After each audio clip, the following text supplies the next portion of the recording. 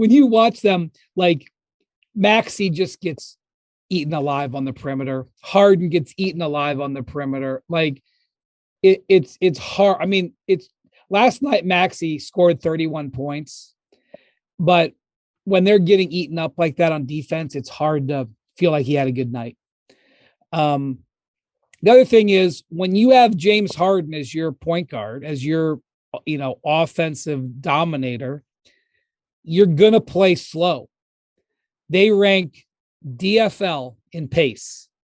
And I'm not saying that, they have to play high tempo, but when they play a style that is very slow and the teams that are playing them are all like, let's run these dudes, they're constantly looking out of sorts because they're getting run on and then they're being slow at the other end.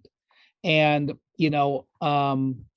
this is a team that's less than the sum of its parts. You look at their roster, as Bontemps was saying, there's like really good players there and they're not being maximized. And so that's why people are talking about Doc, but it's not as simple as saying it's the head coach. Although I'm sure Doc could have had them more ready to play this season. And that's the thing about the Eastern Conference. Like you have a tough game like every third night.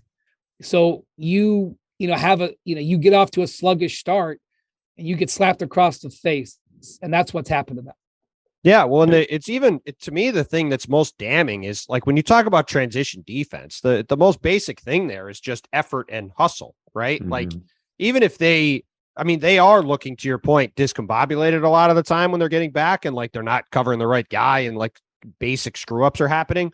But a lot of the time they're just watching the other team run by them for layups in open threes. Like there was one notable play where Harden got the ball stripped from him in the second half of that game last night. And Toronto comes down the other way and Joel's the only guy back.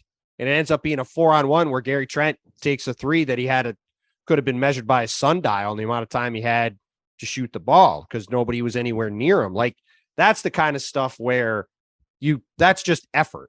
Like the effort is not where it needs to be, let alone the communication and the other stuff being bad. So like I said, people are talking a lot about how disappointing the Nets and the Lakers are. This Sixers team is so far and away the most disappointing team.